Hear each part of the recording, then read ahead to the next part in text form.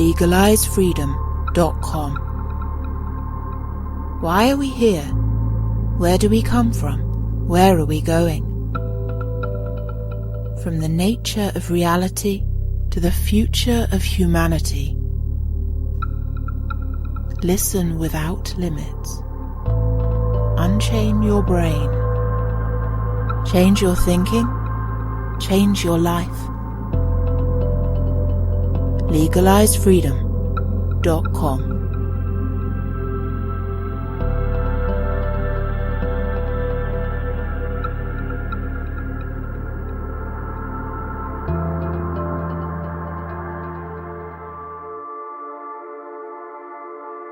Greetings and welcome once again to legalizefreedom.com. I'm your host Greg Moffat, and my guest today is John Waters, who joins us to discuss his latest book, The Abolition of Reality, a first draft of the end of history. This book may become, to the reality of the past 5 years, what Winston Smith's diary proposed it might become within the fictional world of 1984. It is intended, first of all, as a permanent record of a time that only a few noticed while it was happening, a book, as Winston said, for the future, for the unborn. In that future, it may be hard to persuade people that what happened from the early spring of 2020 really did happen. Either the past will have been erased to such an extent that no one will know human liberty ever existed, or else a revolution of human consciousness will make it improbable that human beings could ever have so easily been duped into surrendering the rights and freedoms their ancestors had won in blood. A fake pandemic was the signal that one morning began the foreclosure on everything that had, until the evening before, been axiomatically central to the idea of liberal, democratic, constitutional republics. The most shocking thing was not so much that this started to happen, but that almost no one seemed to object to it happening. Almost no one sought to cite or defend the rights and liberties being overturned. Liberals fell silent. Leftists joined in the clamouring for more and more tyranny. In The Abolition of Reality, John Waters describes not just what happened, but the meaning of what happened, in the course of what may well be judged by history as the most heinous crime of all time. Hello and welcome, John, and thank you so much for joining us once again on legalizefreedom.com. Thank you very much, Greg. Good to be with you. Today, John, we're talking about your latest book. It's entitled The Abolition of Reality, a first draft of the end of history. Before we dive into that, just for listeners who are perhaps not aware, tell them just a little bit about yourself. I know you've had a long and storied career, just the salient parts, perhaps, and then just explain what the book is, because it's kind of a compilation of your writing of recent years. It could almost be called like COVID diaries or something. Yeah. Well, I was a mainstream journalist in the Irish media for 35, 40 years. I started off with Hot Press, a music magazine down the south here. And afterwards, I ended up in different places and kind of leftish magazines like McGill in Dublin. Then later into the mainstream Sunday Tribune, eventually in the Irish Times. I was in an RTE for a while as an arts reporter. I was in the Irish Times for 20 odd years and a columnist for most of that time, weekly. But I quit mainstream journalism almost literally 10 years ago exactly. And I stepped out and I said enough, because I had been pursued by my colleagues for basically doing my job and driven out of the Irish Times. And I tried this elsewhere, for a year. I didn't want to give in, as it were, to the bully boys, but I just became so disgusted with the whole thing, particularly in the context of the referendum we had down here in May of 2015, where the abuses were just off the charts. The bullying and the lying and all the rest of it. So I decided to quit, and I've been, I did some freelancing for a few years then, and mainly for American magazines or international magazines like First Things, Spectator, and so on. And then in 2020, I started, after this, the COVID episode began a few months later. I didn't know how long it was going to last or whatever. I had no idea. But once it became clear by the autumn that it was settling in for the long haul, I decided I better start write about this. So I started up with a Substack with some help from my stepdaughter, and who knows about these things, and I've been writing ever since. And this book is a selection of some of the articles that I wrote over those 4.5, 5 years, which are directed at the idea of the tyranny that it's really got to do with not so much COVID as what is COVID about, what are the resonances of it, what's the meaning of it. It's not just the what, it's the why and the wherefore and the how and how it. Particularly how in the context of the psychological aspects of it, and how that can stick and how it takes, because it's not something that's in common parlance. I mean, there's lots of, specialist material about to be found on it, but it's not something people understand. So, and even in the course of public discussions, and, if there are any more, it's kind of a thing that's missing, the idea. And so therefore people kind of get used to the idea of these bizarre phenomena and affecting them without actually registering that it is affecting them. They just sort of, they don't even notice, for example, that their media is utterly different now than it was 10 years ago. Utterly different. In fact, it's inverted. Once it was, or at least aspired to, telling the truth. I think that's still generally, you can say that up to a certain point anyway. Now it's aspired, it is determined to tell lies all the time, and so on. So that's kind of what I wanted to do. And, I was particularly wanted to get it into a book form, because even though I was very happy to be on Substack, I've never been a great fan of online, and I fought against it, all the way. But it was very helpful to me, and because Substack is really genuinely a free speech platform. Like, I've never had a moment's hassle from anybody about anything I wrote or anything, and but I still don't believe that the internet is permanent. It's only as permanent as the controllers want it to be. Whereas a book, strangely, is actually permanent. It's as permanent, if you can hide it adequately, it's going to stay there for a long, long time before it rots away, and maybe in 100 or 100. When I was a kid, I read books which are a couple of 100 years old. My father used to collect old books, and I'd sneak into the room. He wasn't very approving of me reading these books, because he sometimes hadn't read them himself and didn't know what was in them. But when I was ill, I would go snip in and take some, and some of them were a couple of 100 years old, and so that kind of sense of, keep having a book somewhere in some house or in lots of houses, who knows, which maybe in 10 years, 100 years, whatever, people who don't know anything about this episode, who wonder, was the world any better in the past? And if so, what happened? Will be able to read this and get a sense, a beginning of a sense. And maybe out of that, if this kind of tyranny has continued, and these things can last for decades, many decades. Maybe if in that context, if it has continued, that maybe they might begin to think about unpicking it, about reversing it, and this book could actually inspire such an initiative at some point long after I'm gone. Well, a couple of things there. One is, I think that you're right about the internet, absolutely. My main angle on that is in terms of the energy available to us as a species, and whatever the controllers want, that I wouldn't be at all surprised if a couple 100 years from now the internet just couldn't be sustained in terms of energy, and it just fizzles out, and we return. We still have computers, but like local networks as they started out originally, limited capacity. The other thing about books is, well, kind of depends on the paper they've been printed on, because I don't know too much about the printing business, but I know there's certainly, they talk about acid-free paper, and I know some paper deteriorates badly compared to others. I mean, I work in a place where we have on display a Bible that's over 1,000 years old, and it still looks pretty good. It looks better than some of the paperbacks I have, from the 80s. Well, that's a very good point. Yeah. I haven't, to be honest with you, looked deeply enough into that, but I do know that my publisher plans to do some leather-bound copies of my book. That would be amazing. I think because I've yet to pick up a physical one, I might hold out for that if that's definitely happening.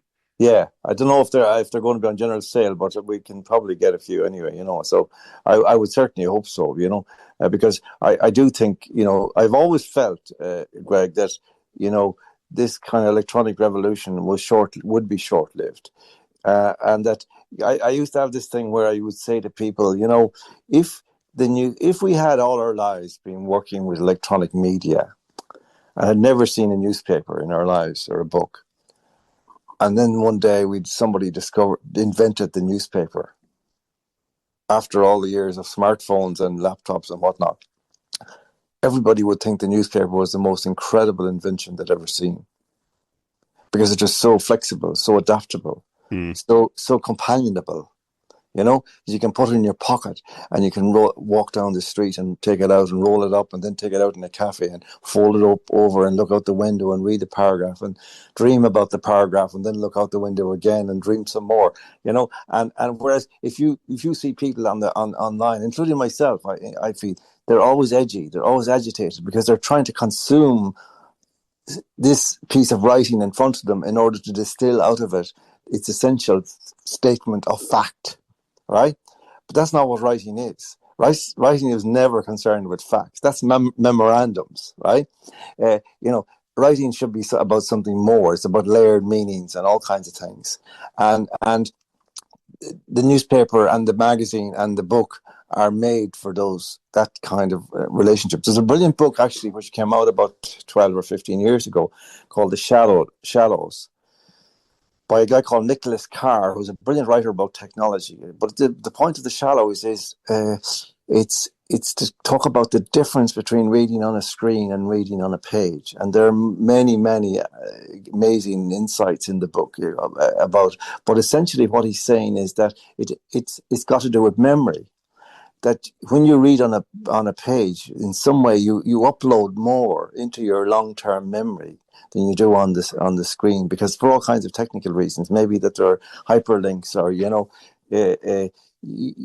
just skim because there's something about the screen, particularly a small screen, that makes you agitated. You can't quite relax reading it. I don't know what it is, because it's not even to do with the print size. It's got to do with just the general sense of, what's this about? What's this about? What's this about? What's the essence of this? So you're not open to the writing at all, really. You're only open to the information, and that's a different thing. Yeah, Nicholas Carr, I've got three of his books, including The Shallows. Another one called Utopia is creepy, and I can't remember the third one. I got them all in paperback at the same time. I was actually writing an article about these sorts of issues, and the magazine publisher kindly bought the three books from me and sent them to me. So that was very, very nice Yeah, of them. I was taking part. Oh, it's just funny, the sort of synchronicities that happen around these things. I was taking part this morning in a workshop around dementia. And in terms of memory, I'm just thinking, I know what gets stored and what doesn't. There was a metaphor that the lady who was hosting the workshop mentioned, and she said it's like explaining how dementia sufferers, giving them information, but it's not being stored. She said, and she was talking about the structure of the brain, and she came up with this metaphor of a bridge, saying if you're telling your elderly relative, whatever, that we're doing this at such and such a time, and they then don't even know what they're doing or what time it is, the information hasn't crossed the bridge. And if yeah, it doesn't cross the bridge, it doesn't enter that part of the brain, so it's not being stored. So I would say for a lot of people, younger people, yes, but all people of all ages now as well, that there's so much information is not crossing the bridge, and you can see that kind of the latent sort of memory of whatever species memory of struggle with it. You say the kind of pain of like, what does this mean? Give me the meaning of this article. Sometimes yeah. a byline is enough, or an AI summary, which we now get, when we do search engine Well, searches. exactly right. I mean, I get complaints from people sometimes, not so much as I used to in the beginning, because my articles are pretty long. I write long articles because that's the way I started off in Hot Press and in McGill and those magazines. And I insist, because I say, well, like, don't you read books? So, like, this is only a very tiny book, but I don't they kind of say, well, I don't have time, or can you not record do an audio because I'm busy, and I said, well, no, uh, you know,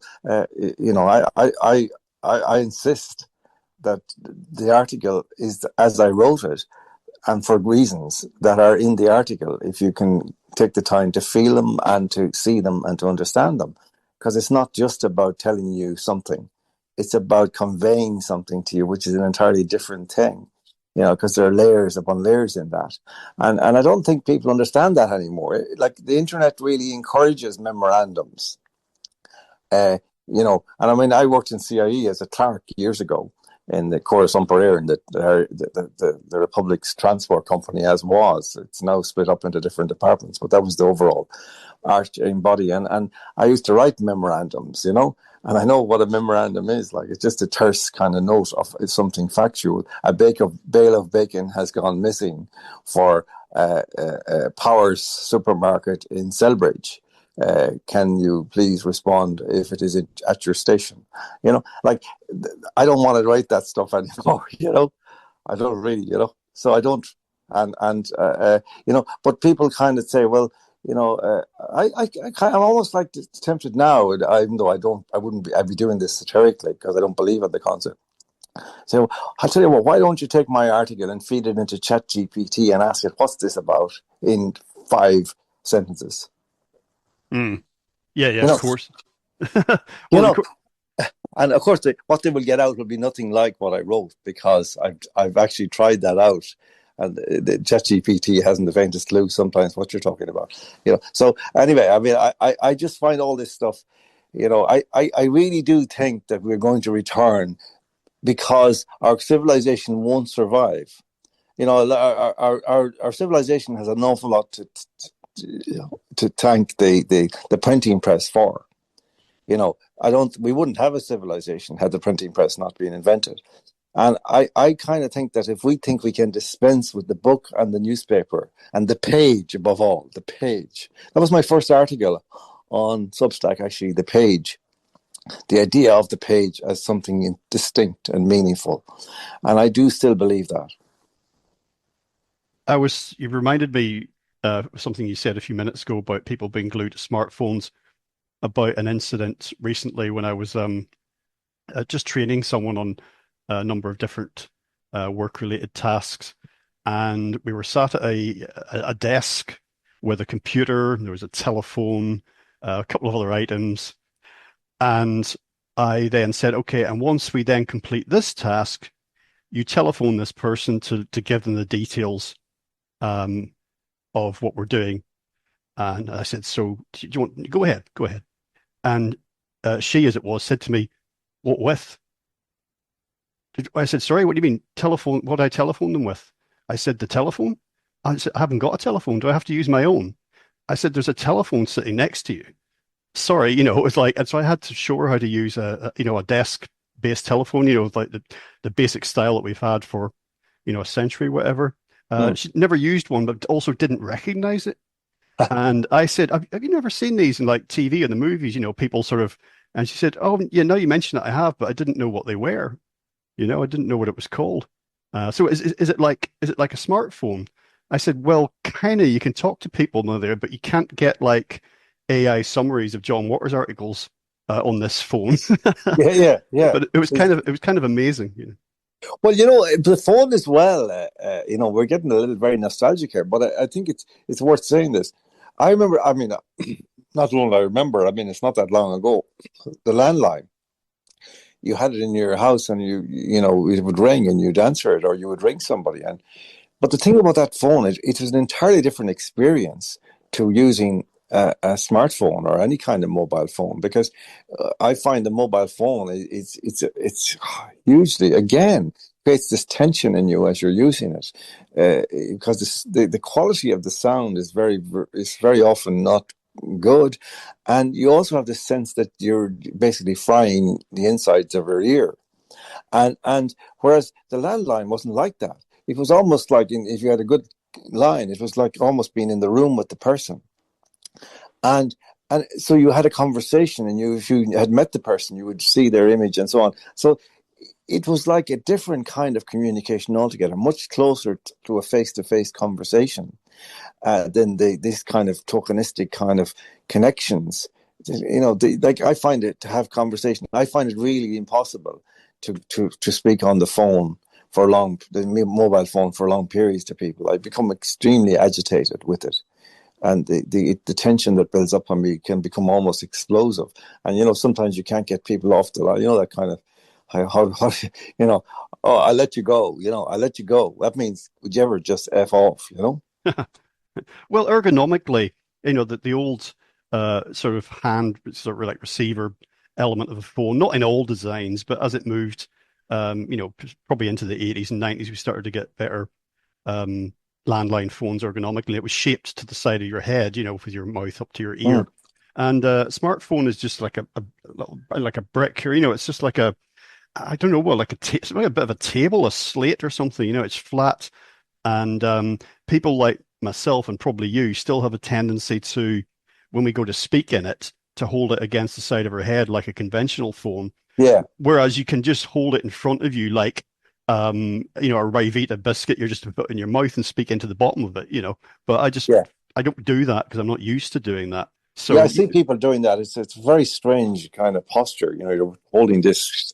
I mean, I often think about it. If my grandmother could come back and see TV shots of the street, like, and people walking along speaking to these things, in a million years she wouldn't be able to guess what they were. Like what they were actually doing, or But another thing that really strikes me, and this is a really meaningful thing for me, that remember when this new technology come in, as very often happens with or almost always happens with new technologies, you assume that it is better than everything that's gone before. So the assumption of everybody was that the landline was now dead, and that it had no benefit whatsoever. But of course, now we look back, I certainly do, and think, I wish I had not got rid of my landline, because I think I'd be using it a lot more now than I would use but I don't have it. And I don't even know if it's possible to get one. I'm maybe it is. I'm sure it is, actually. It is. Yeah, basically, the last place I lived in, I was there for 10 years, and for my broadband and Wi-Fi and all that, it was still quite an old school pricing thing that had been around for a number of years. So you had to they advertised their broadband as like, say £2 a month. But in order to get that, you had to get a landline for $14.99 a month or whatever. So it added up to what they actually wanted to charge you. But then, of course, people started saying, I don't want a landline. And when I moved house just last November, the default thing was just the Wi-Fi. I can get a landline with them, but I just have to go to and jump through a few hoops and whatnot. And I've still kept the phone, so it's doable. It's doable. I think I would certainly recommend it. I think I might look into it myself, because I really do miss that idea. Because you can have long conversations. I would have 3-4 hour conversations with people at nighttime, but all kinds of things, and you never had that. I never had that sense of tension about them, and I think it's a very important thing. You see, these arguments, I mean, they sound, I suppose, quaint to people, and they think we're just two old guys, talking about the past and so on. But in multiple kind of media forms, like including like music, like albums versus Spotify, or even albums versus kind of CD compact discs. Like, I mean, what sound like disadvantages in some of these old technologies were actually supremely important culturally. For example, when you bought an album and you had the record player and the needle going round and so on, or the needle standing still and the record going round, I mean, and you delicately put on the needle at the beginning of the record, and you sat back in your chair and maybe turn the lights down, and you listen to the full side of the album. And okay, you could actually get up and move the needle, but it was a quite hazardous thing, because you could actually slip and you could damage the record and then the grooves, right? So you tended not to do that. And one of the effects of that was that you had to listen to the tracks, every single track. And what I found in that was that lots of times the track that was least appealing in the beginning became your favorite in the long run, and the track that was your favorite at the beginning became kind of tedious, or simplistic or something. And that was true of so many albums. And that's something you can't do with CDs, because people, they just press the button and just move on. And of course, I'm showing my age now because CDs are now, I know, old fashioned. But I can't, like, this has changed the whole face of music or sound of music, because actually every track now must be what we would have called a commercial single in a sense. And you know, whereas then in the old days, an album could have many different shades and moods, and you kind of went through them all. So there's all that kind of stuff, that I think you know, we've forgotten about, and as a result, when we look out, and there's clear evidence of it, and you mightn't necessarily tie it into these things, but I think it can be, that there has been a degeneration of the quality of music, for example. The whole quality of culture. Certainly, what we have felt in the last 5 years, that our culture has become completely impoverished because it is incapable now of answering back to the political sector when it behaves abominably, as it would have undoubtedly done in the 1960s, in the 1970s, or even in the 1980s. And I think that's a really, unarguable position, that our culture is deeply, deeply impoverished now by comparison to what it was when I was a young man. Yeah, you mentioned that you wrote for Hot Press back in the day. I was a music journalist for over 35 years, starting out in the late 80s when I published a fanzine, which I had photocopied at the local library. So I've charted these changes in music media, but other things as well, just general trends in how we engage or not with music. So that really does resonate with me. In terms of technological advancements or otherwise, I recommend to listeners to check out a regular guest of mine, John Michael Greer, who writes a lot about these issues. And he highlights how, the performance of some of these things is actually getting worse compared to the past, but we don't notice because of short attention spans and short-term memory, and perhaps younger generations coming along, engaging with the current technology and not realizing that actually something previously was in many ways superior. Yeah. So, we're not actually really improving things as we go. We're simply adding more layers of complexity in order for the tech companies to keep selling things. And we have, one fix after another. I mean, even Windows 10, or were we on? No, Windows 7. I can't remember which version of Microsoft Windows I had that I thought was fine. And then the hard drive in my computer failed, and I had to get Windows 10 as a result of getting a new hard drive. And it was noticeably worse on many fronts, Well, I think actually, I mean, I've been using Apple for a long time. Like, for example, Apple laptops. And I mean, they were always kind of very intuitive, laptops, and very, very kind of made for the user who's had a minimal need to understand complex technical issues. You just want to get to the job you want to do. But I find it's hugely deteriorated now since Steve Jobs died. Like the quality of how it feels, how it looks, the ingenuity of its design, and so on. It's all gone. And they're just basically blocks of hunks of material, and they're pretty ugly, actually, it seems to me, and not particularly good to use. They're not particularly friendly in that respect. But another thing, just going back to the music, I remember Neil Young had a very interesting thesis about music, about the difference in analog music versus digital music. And he had a very nice analogy where he said that, like, he used to say that, back in, and I think this is certainly something, I don't have a sort of a scientific explanation for it, but I certainly believe it to be true, and it certainly resonates with my experience, that he says that when you listen to an old analog recording, he said every time you heard it, you heard something different. You would hear the bass maybe prominently in one hearing and something else in another. Whereas he said when you listen to digital, it's all in one sort of band, and you're not really, you don't have, once you've heard it once, you've heard everything, and I think that certainly accords with my experience. But he said, so then he kind of added a very beautiful kind of image. He said that analog music is like having warm water flowing all over you. He said digital music is like having ice cubes flow all over you. Yeah, or like a cold shower. I was thinking you were going to say a warm bath versus a cold shower. Yeah. Yeah. Yeah. So, and I think there's something in that. I certainly feel that. I don't feel the same. Sometimes you would hear a song in the morning after waking up, and it would just sound so clear, and the statement of it and the beauty of it would be so striking. I don't feel that anymore when I hear a piece of music. It just seems to go into a different compartment in the brain, and say, okay, yeah, I can judge it as a kind of it's a nice composition, it's a good lyric, it's got nice riffs, whatever it is, but I don't feel that sense of, oh, that's something. Like, that's more than just a construction of a lyricist and a songwriter and a musicians and so on.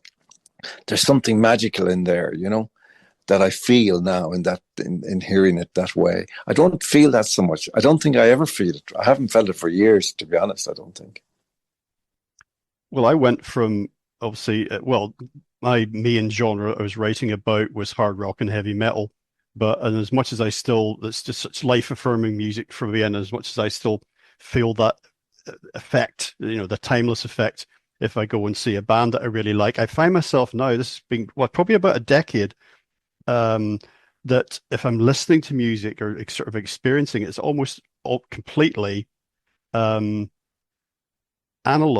electronic music from decades gone by. So Tangerine Dream, Klaus Schultze, Vangelis or whatever. It's something that feels kind of right at the minute from a consciousness. I'm not sure if I'll ever go back to playing rock or pop albums, in the car or at home at high volume. I don't know what it is, but maybe your relationship with music changes as as you age. I Yeah, don't know about that, but yeah, I can't be all that helpful in that context, because I actually lost an ear, or the hearing in an ear, about 7 years ago, and as a result of that, I can listen to music, but can only listen to it in certain conditions. I can't listen in a car, for example, because the noise of the car and the music together give me tinnitus in my deaf ear, and so it takes all the joy out of the music, and so I can't really judge, but I can still hear music in different ambiances, like in different contexts, and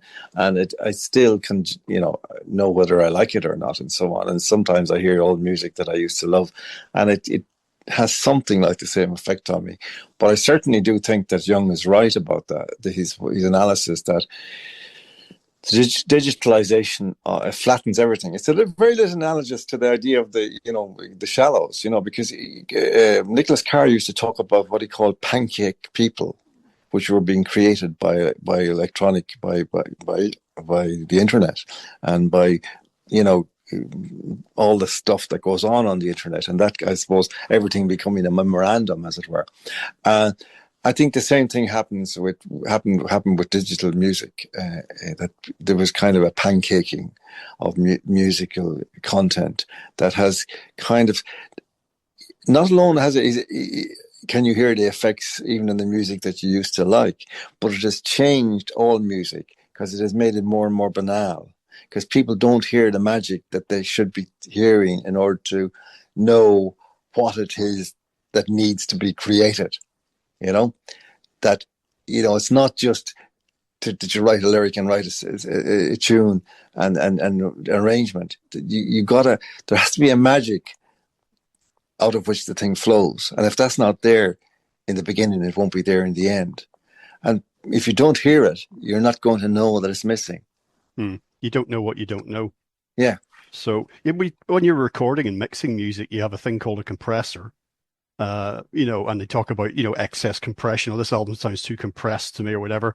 And you could argue that your collection of writing is concentrating on the pandemic episode, as you called it, that was like a compressor applied to societies, and we ended up with a lot more pancake people as a result. Yeah. I do want to talk about the fallout of the pandemic years, and the meanings which you alluded to in your introduction. I even want to get metaphysical with it, and we'll get to that. But I think the first thing for me, my first clear memory of like something's changing, it was actually St. Patrick's Day 2020, March 17th. And my girlfriend had been in New Zealand, and she was coming back, flying back to Britain. And I was going to go on the train just to meet her at the airport, because it was such an enormous flight and she'd been through, a lot. And it was that morning when I was doing my usual thing, just getting ready, and I had Radio 4, BBC Radio 4 on with the news. And obviously the pandemic thing was beginning to pick up pace, and I just said, I had a gut feeling. I said, I'm not listening to this anymore. So I turned the radio off, and I've never listened to radio, TV, print, any or online, any mainstream news at all since that time. It was one of the best decisions I made. But something in me was like, I know there's something's changing here. There's something afoot. Even though part of me said, as far as the disease question was, I'm going to give it a couple of weeks, just to see what happens. I'm not going to judge it just yet. I've got a bad feeling about it, but let's just see what happens. And it was maybe even a week, not even 2 weeks, when I thought, right, there's just something rotten in the state of Denmark. So I don't know if you remember when and where you were. Like all of us remember where we were on 9/11.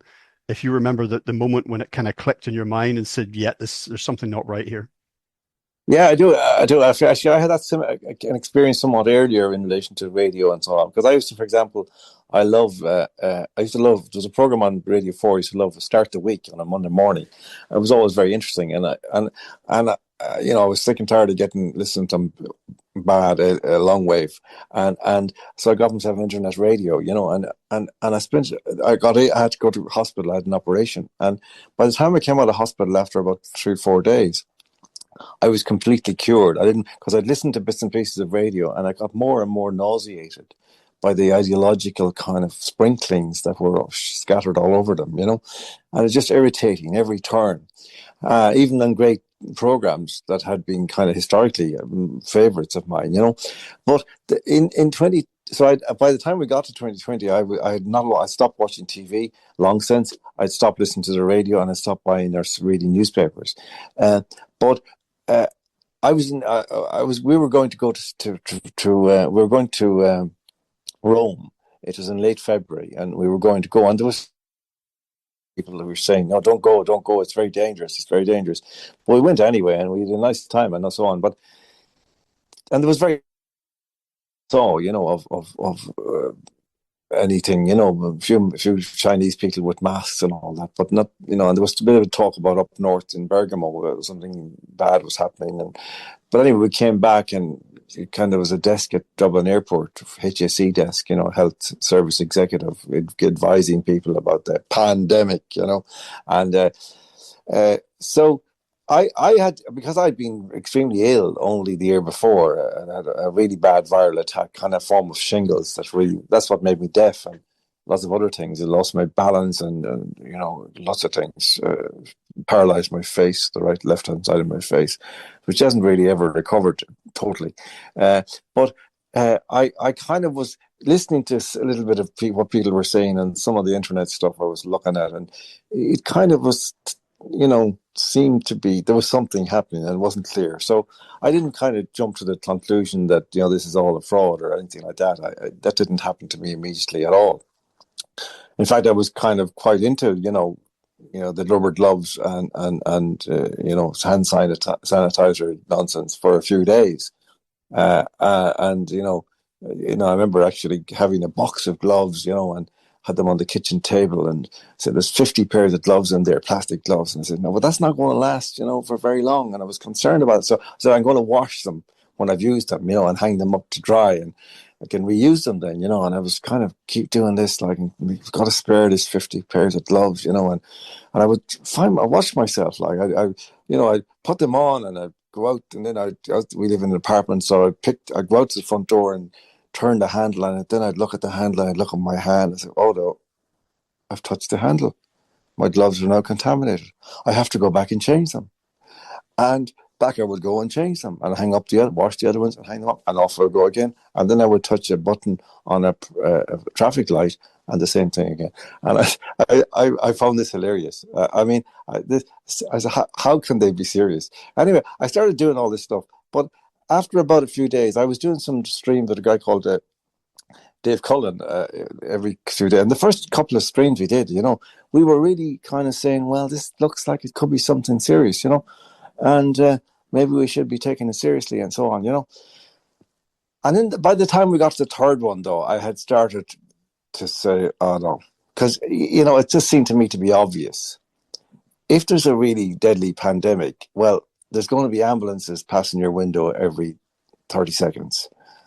And there's going to be hearses following on and coming the other direction and so on. And you're going to be seeing people carrying coffins into houses across the road. And, you'll be hearing the death rattle of an old woman upstairs in the house next door. And none of this is happening at all. In fact, there was nothing happening other than what we were being told was happening somewhere else.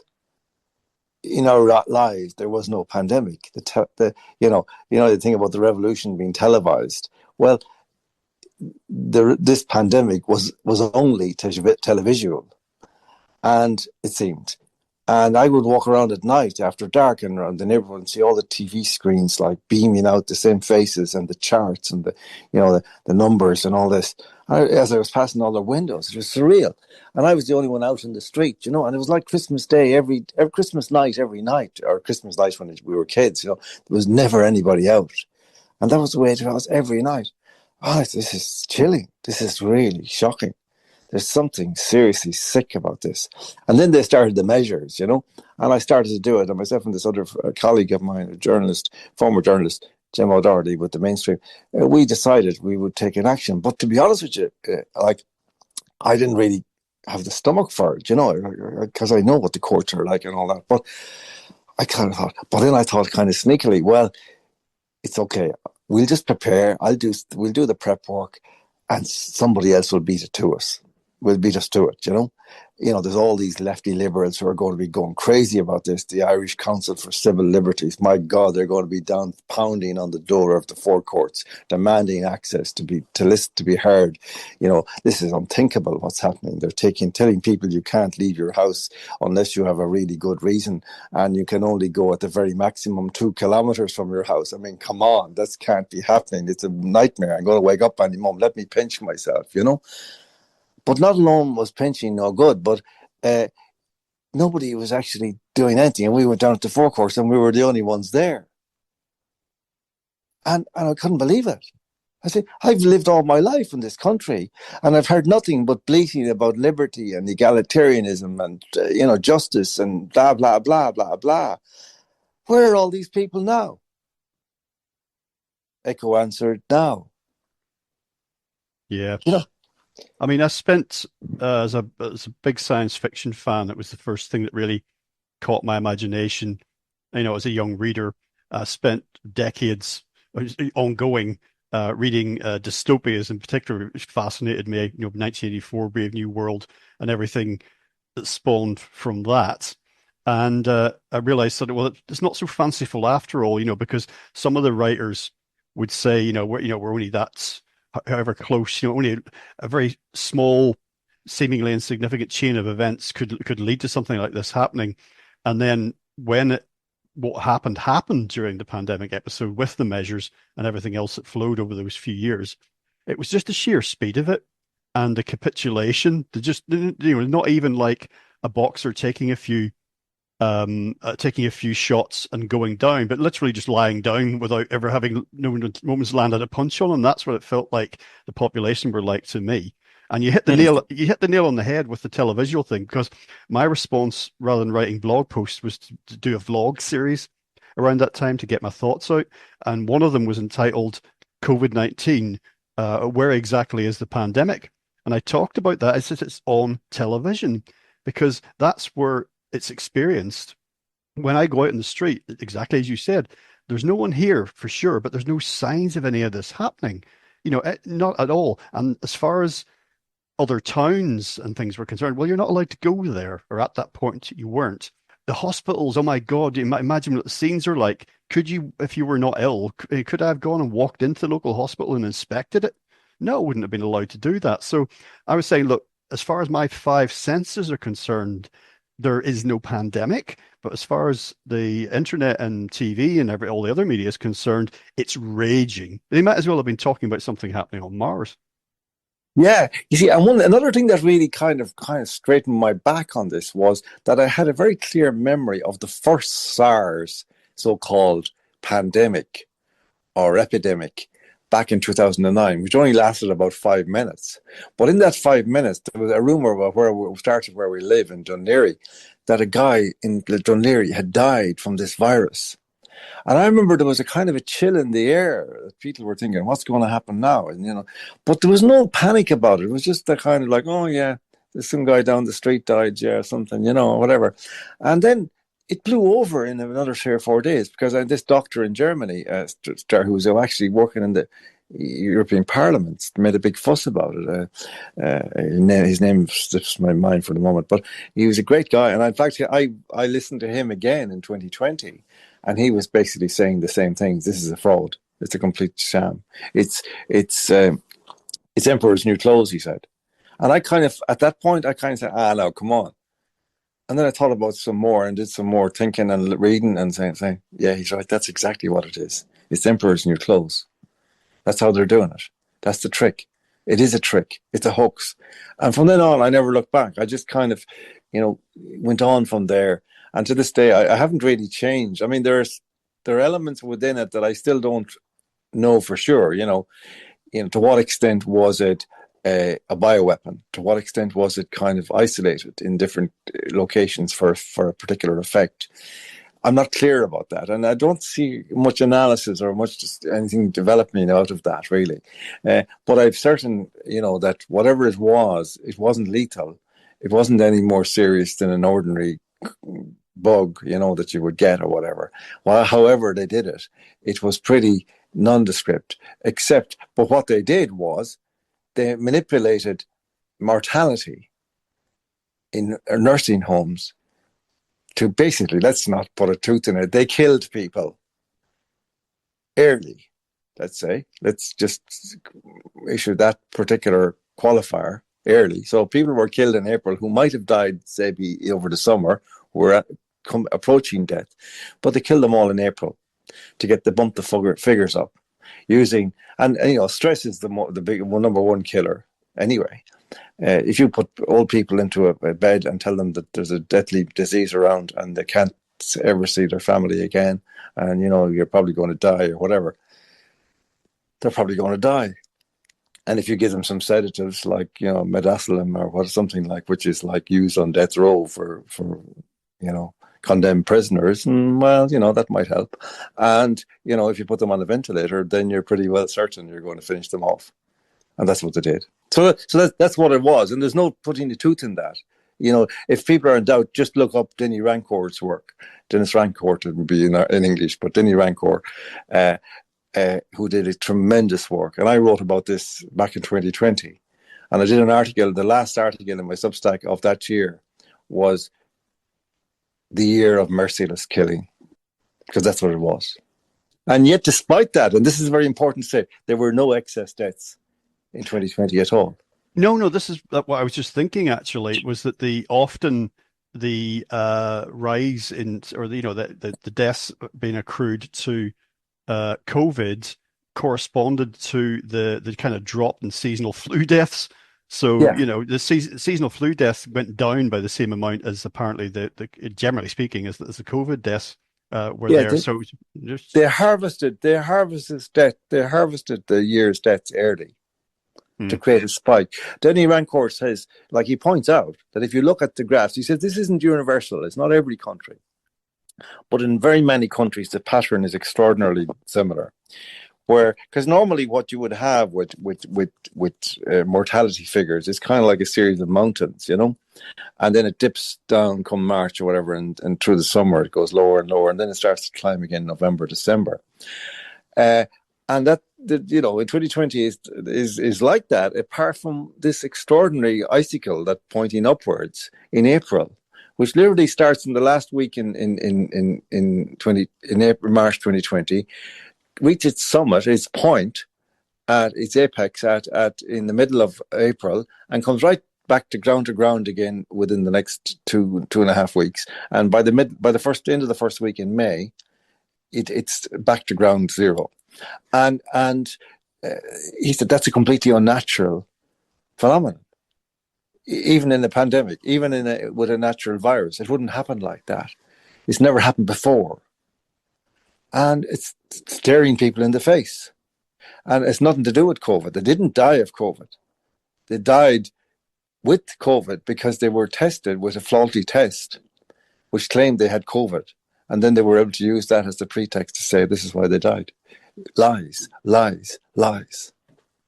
Every single day during that entire period. And obviously the severity of the restrictions and whatnot varied, up and down, it oscillated a bit. But in any event, throughout the entire period, I did what I always do, which is I like unless I'm ill, for example. And I didn't even have so much as a runny nose during that whole period, but I went out of the house every day, at least once, went for a walk.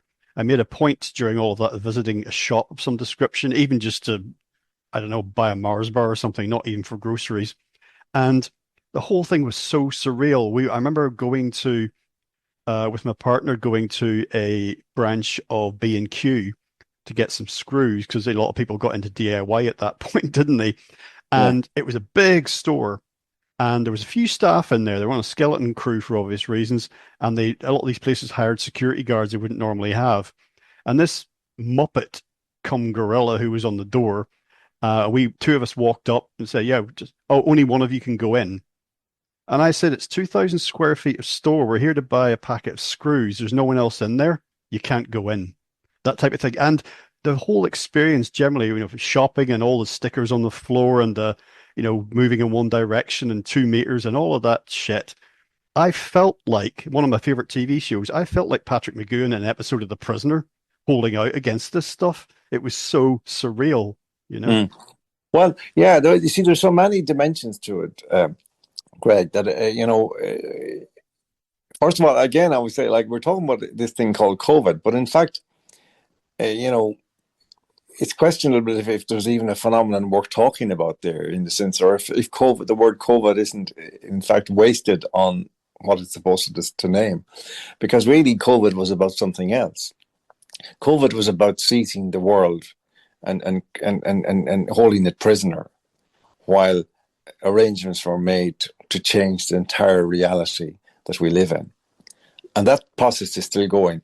Now, it's not clear to me how successful, on their own terms, the orchestrators now feel they've been.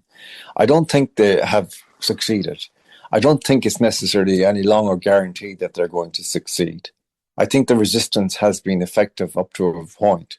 It's kind of in a bit of disarray now for all kinds of reasons, but it did actually do some good work those first 3 to 4 years in I think, just continuing to speak and continuing to assert that no, we will not obey, we will not,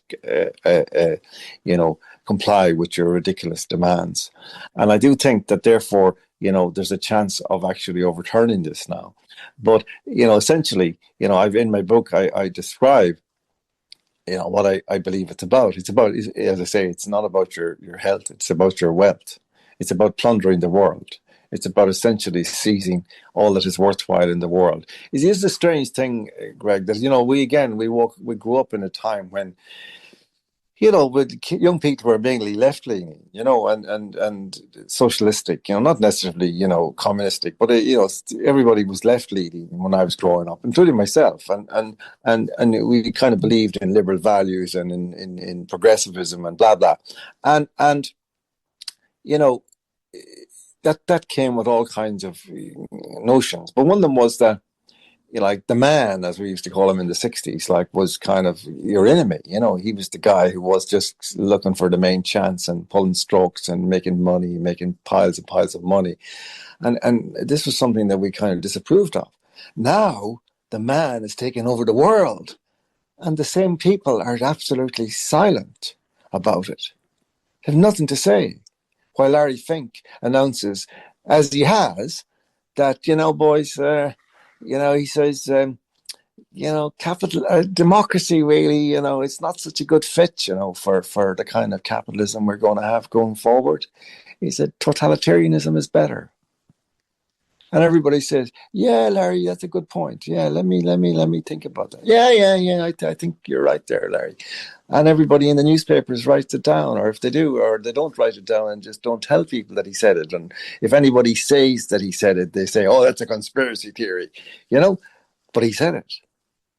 And what kind of world has suddenly burst up like a weed to our neatly cropped lawn that we've been cultivating all my life, you know?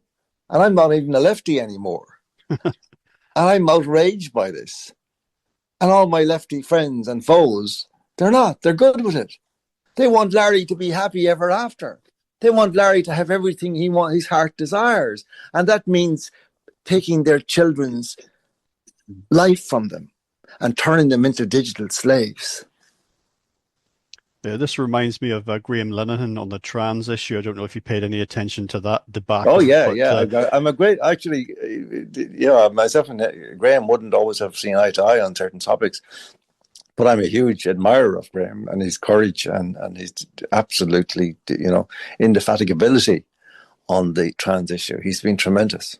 well, the trans issue actually, we'll touch upon if we have time before we finish, because there is actually a dimension of that that's relevant here, believe it or not. But you mentioned Christopher Booker in his book Scared to Death, which I read many years ago. I didn't realize it had been reissued, but I was reminded of around that time, I read another book. It was called Against Security by American guy called Harvey. I think it's Molotch, Molotch. Not sure if I can't remember if that's how you pronounce it, but Against Security. And it was basically him writing about safetyism. You know what I mean? This idea that you should give up freedom for security, and how devoid of value that is. And I remember I talked to him about the wake of 9/11 and how things changed. Particularly if you were someone, I used to fly quite a bit for work in those years before and after 9/11. And I said to him, like, well, all this stuff that's come along in the wake of the 9/11 attacks, I think his book was from 2007 or something. I said, if you told me prior to all this that people were going to be taking off their belts and their shoes, holding their arms over their heads like they were just being admitted to prison, and putting all their possessions, the electronic things in a little tray and being barked at by these animals. Yeah. Not all of them, but at an airport. And I said to him, I'd have said to you, that won't fly, just making a little pun about airports, But yet, here it was so complete. I remember the first flight I took after 9/11 and all of that. You can't have your bottle of water on the plane, put them all. So why can't I do that? It could be an explosive. Okay, so you're taking my bottle of water from me that could be an explosive and you're putting it in a big tub right behind you. Yeah, you're just dropping it in. With hundreds of bottles of water, Yeah. I know, it's crazy. And they take out something like, I don't know, a pencil. They search your bag and they find a pencil and they say, this looked like a knife. No, it looks like a pencil. So what my thought in that was about, I mentioned the blog series that I did during the COVID years, and I made one called COVID 9/11, A Warning from History. And I was drawing parallels because I lived through the 9/11 thing, which again, millions and billions of people did. A lot of them have been passed on now, but a lot of younger people who I interact with and work with, it's just for them it's just it's a Wikipedia page. So did you drew parallels with the pandemic episode with experiences you had in the past, but did you ever make any sort of correlation? Did you think of 9/11, the response to it during the pandemic episode? Well, to be honest with you, Greg, I didn't really I hadn't really picked up that kind of strand of the 9/11 narrative at all fully. I mean, I had kind of various kind of questions and suspicions, and I had kind of into them to some extent, but it had kind of come and gone, and I'd been otherwise engaged with other stuff that I was writing about, and it sort of went in one ear and out the other, really. I mean, I remember actually pursuing certain angles, like how come the second plane, the second tower was hit later, but it was the first to fall, and I kind of read into a lot of stuff about that, and there seemed to be rational explanations, which I kind of about 3/4 understood. But I kind of, I wasn't really plugging into kind of internet kind of stuff at that time much. And because I had a kind of a prejudice about it. And I think that's where a lot of the stuff, and I realized afterwards, was where it was coming out. So no, I didn't really think of it. I saw this as a kind of a self-standing, insofar as I was seeing it as something of itself. And I was only learning, about what it meant and how it was done, and reading up about stuff, and going back and thinking through various other experiences, and going back to Hannah Arendt, and Václav Havel, and Solzhenitsyn, and these writers, and about how power operates. And because like one of the big things I always I've had, and I find an awful lot of people have, is that there's a part of their brain, my brain and their brains, like, which refuses to accept something that involves such an elaborate conspiratorial mindset. That I just, to kind of put it like this, like, I find it absolutely almost like absurd, to the point of laughability, to think of politicians getting out of their beds every morning and putting on shirts and ties and suits and going into their offices to plan the destruction of the human race. It seems such a ludicrous way to spend your day, because I've always, we've been conditioned with the idea of work and usefulness and improving things and making life better for people. And that's the point of work, making the world better. To think that there are people, a lot of people, it seems, in the world, in very high, prominent positions, very powerful positions, who do the direct opposite and think that's a day's work as well. I find that, like, still, in a certain sense, laughable. I kind of think, God, that can't be happening. That can't be happening. So I'm not a conspiracy theorist at all in that sense, even though I don't ever use that term, because I know where it comes from. And not in that sense. I mean, I think all journalists should be conspiracy theorists, actually, in the sense that they should be looking at power, all with askance at power at all times. I think the emotionality of 9/11 as well, which kind of struck me very hard, in the circumstances that I watched it, and just the feelings that came up in me then watching this and being so astonished by it. And I wrote about it in a certain way afterwards, purely out of that emotion. And that stayed with me, so I suppose, in a way, I was very much duped by all that. I don't ever make claims that I kind of, I'm wide to everything. I'm not. I just happen to understand this for a mixture of reasons, partly because of the kind of people I was talking to at the time, and they pointed me in the right direction, And I started looking into people that I'd kind of previously not given a lot of time to, David Icke, for example, and I started watching him a lot, and I was very taken by him, much more than I expected to be. I had seen bits and pieces of him, but I hadn't really paid close attention to him.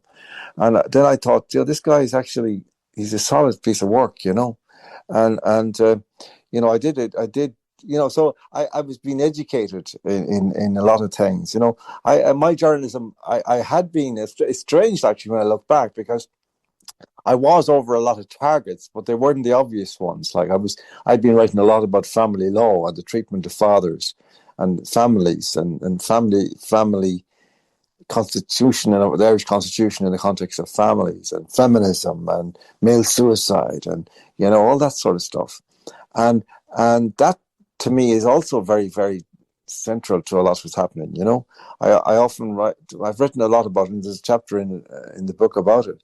But it seems that was kind of a dress rehearsal for what's happening, or a kind of a way of priming the machine to try out barbaric practices in situations where there was no justification, but where the state was entitled to be high-handed because people asked it for help in the context of going to the court and seeking the mediation of the court. And then these courts suddenly turned into criminal investigators of perfectly, innocent, things like a father, he threw a dishcloth on the ground angrily. Oh my goodness, that's a terrible, terrible domestic abuse we have here. This man shouldn't be allowed to see his children. And certainly not when there's a dishcloth in the room. Yes, the number of deaths by dishcloth was just escalating out of control, wasn't it? So, well, what began to emerge, you spoke earlier about the kind of capture of the world, everything of value. We know what this the pandemic period really represented in terms of an elite agenda. Well, quickly we started to hear about technocracy, didn't we? And the World Mm. Economic Forum and Klaus Schwab. You mentioned about politicians getting up in the morning and plotting to destroy the human race, and he was really a figure of kind of a very sinister figure, but equally kind of ridiculous in a way.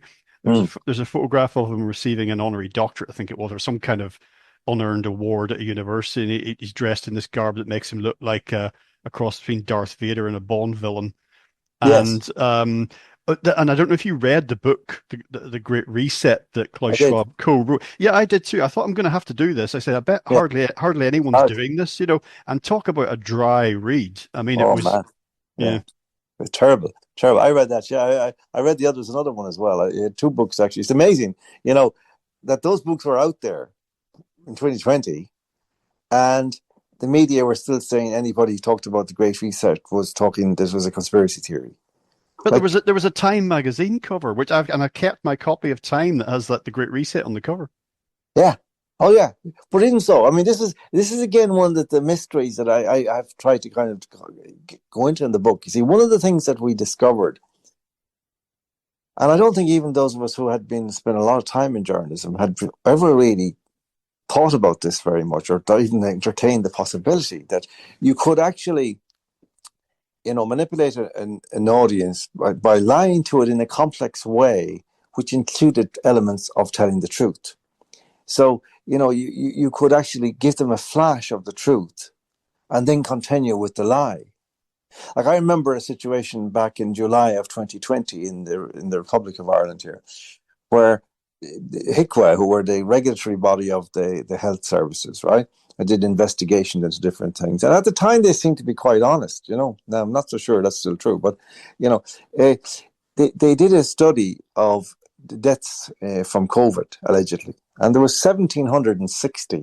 That was the official figure being put about by the media at that time. The way they used to have on TV a chart. And I'll come back to this later because it's very interesting. I will talk about the whole idea of gaming and the weaponization of play and games as an instrument of tyranny. But I remember this particular episode, and HICWA did an investigation, and they said, no, that figure is too high. In fact, and they came up with a figure which is slightly over 1,000 as being the accurate figure, right? That was the real number of COVID deaths, as it were.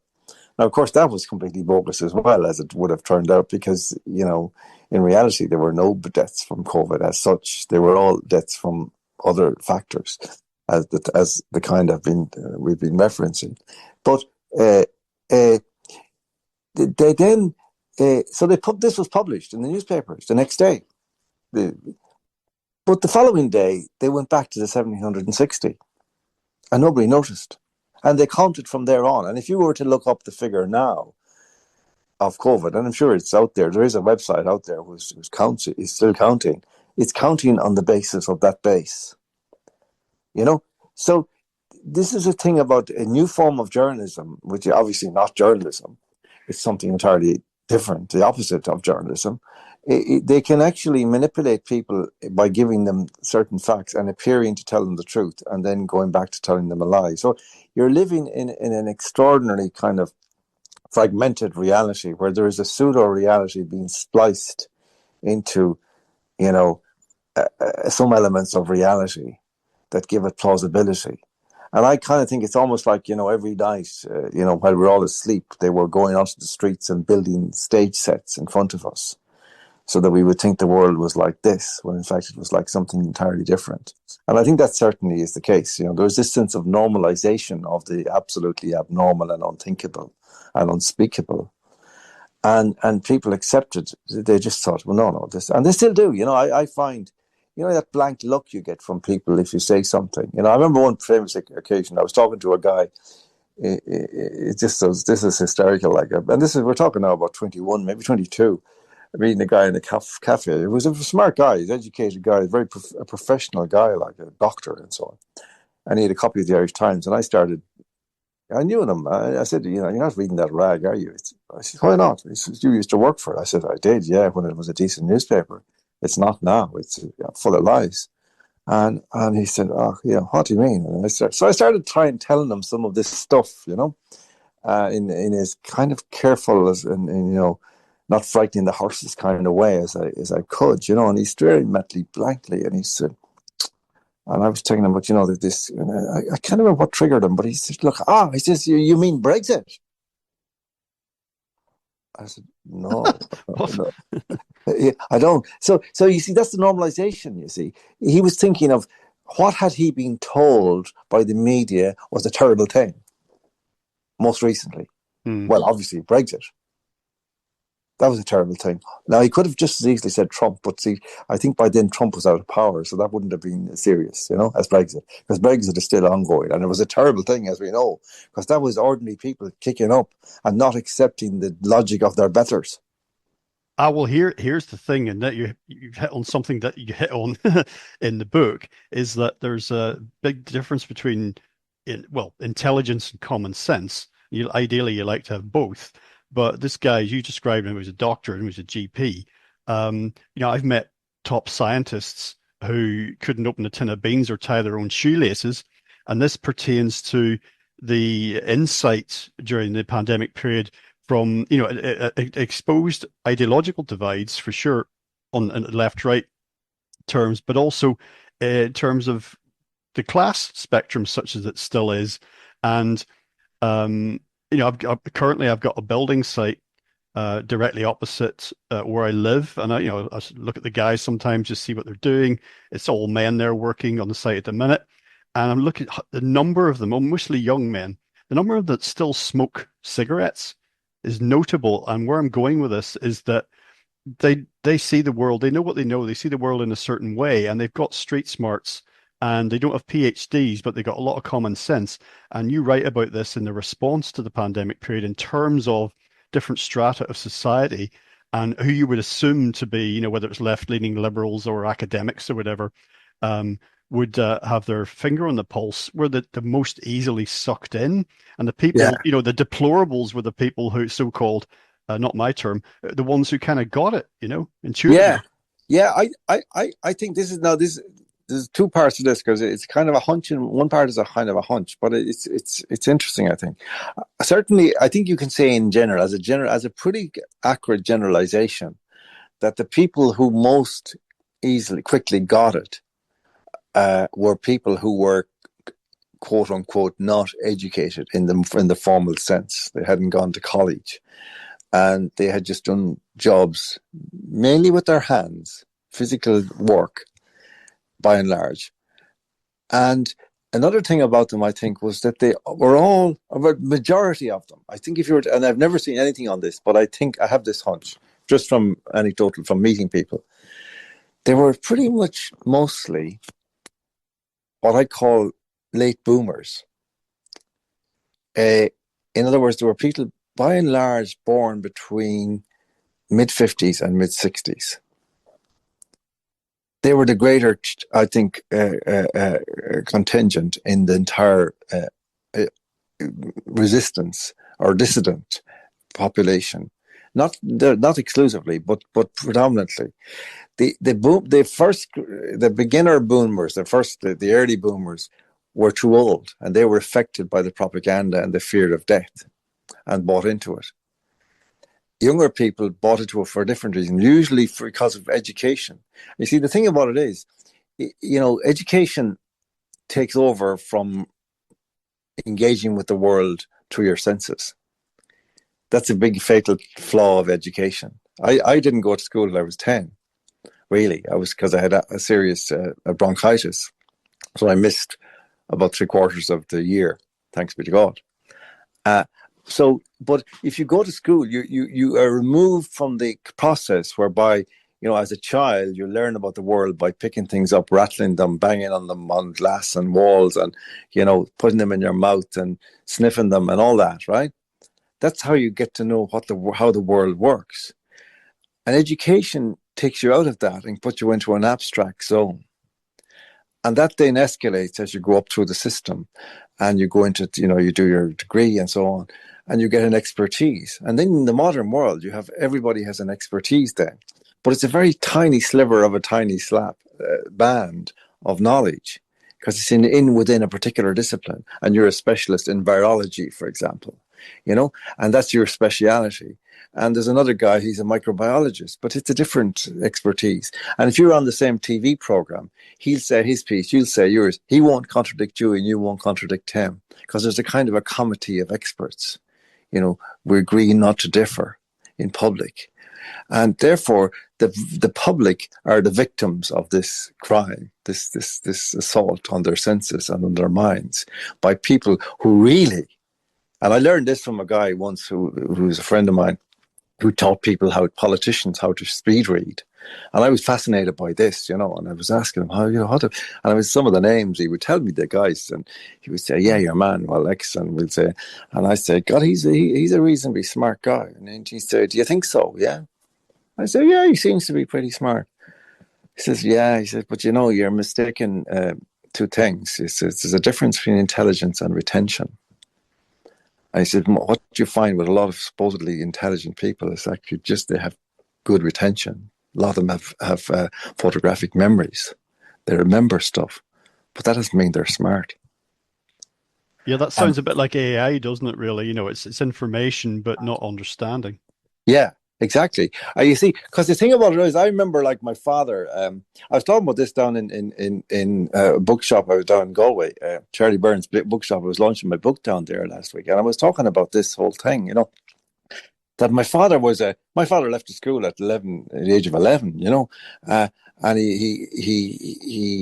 but he learned all kinds of trades in his teenage years, and he could, by the time he was 20, he could build a door or a window, or he could fix an engine of a car, like he could service a car, he could, he'd do all kinds of miraculous things with his hands, in that sense, and all he used to have a job driving a mail car, which gave him a lot of time off in the middle of the day, and he'd spend it going around meeting all these other guys, in between in different towns he was going to, if there was a break or whatever, one would be a watchmaker, another guy would be a mechanic, another guy would be a saddler, a shoemaker, and he'd go and sit around there for an hour and a half talking to them, and I'd be with him, listening to this stuff, and they were all talking about the world, and it seems to me now that actually the expertise they had learned in their skill, in their trade, their carpentry or the saddlery or whatever it was, they could translate it into other mediums, into other forms, into political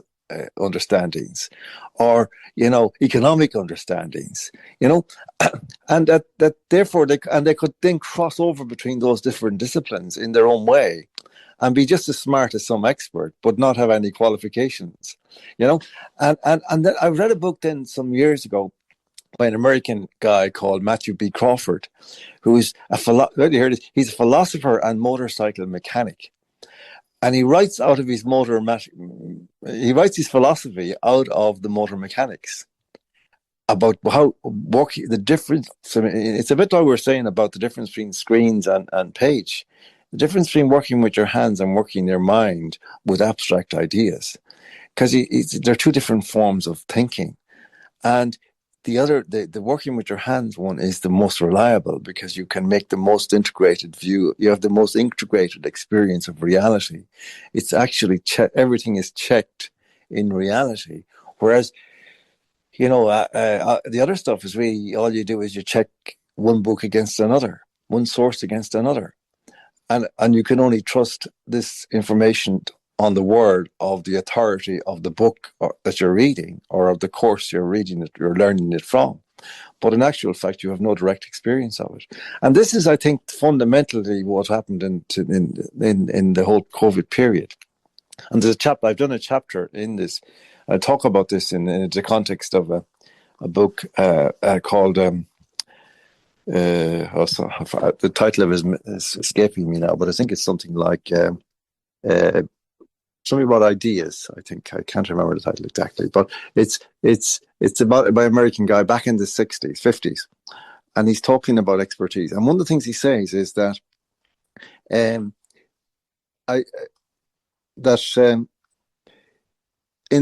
medieval times there was always the philosopher king, who stood above or sat above all the experts in different disciplines. And he judged and balanced and decided, what was most valid. There's no equivalent of that now. There's no kind of overarching authority in our culture that can actually sift between all the expertise. And that was fundamentally what went wrong in the COVID period. That, you had all these experts kind of putting out their pieces of expertise, and the politicians were making decisions, but they hadn't a clue about anything. They just had to kind of judge which expert is the most speaking the loudest to me, and I'll do what he says. That seemed to be and there was no possibility of counterbalancing that by asking the most fundamental question that was necessary, which was, what effect will these measures that we're thinking of implementing have on the situation? And should we not be factoring those possible consequences into our calculations? That's the precautionary principle. If you have to bring about a radical remedy to something, you don't think, therefore, just about the disease or the crisis. You think also about the so-called solutions and what consequences they will have. And that's what the precautionary principle actually stands for. They only did half of it. They said, we're going to have a terrible pandemic. We have to close down the world. Utter nonsense. But of course, that's what they wanted to do anyway. So, it wasn't, they weren't being stupid. They were just doing what they were being told to do. Well, I mentioned at the top of the show that I wanted to touch upon the kind of meanings of this. And I'd mention the word metaphysics. And perhaps we could start that exploration of all of this. Maybe thinking about the psychology of it. You've talked a lot about that in terms of, manipulation regarding the media and, emotional manipulation and whatnot. Aside from sort of physical coercion. And I was really interested as the pandemic episode unfolded in the psychological dimensions and the deep psychological dimensions, archetypal, we could say. And, I read Carl Jung on writings that he had that were relevant to the situation, and particularly Rudolf Steiner on this. And I'll just mention 2 or 3 books at the time that I think listeners who are interested in this, if they haven't already explored this, might want to pick up. There's a book called The Individual and the Nature of Mass Events by Jane Roberts. Now, this is a channeled book from Seth. Some listeners might be familiar with this. It's irrelevant that it's channeled or whatever. It's what the book says. But it explores just what the title says, the role of the individual and in mass events, and how we contribute to what plays out in the world. It's a kind of like the events in the world are a reflection of the collective consciousness of the species. Rudolf Steiner published a book, there's a collection of his lectures or writings called On Epidemics, Spiritual Perspectives, and that was hastily recompiled with extra writings of his and released around the COVID time, especially for that reason. And that book's entitled Viral Illness and Epidemics in the Work of Rudolf Steiner. Very, very compelling.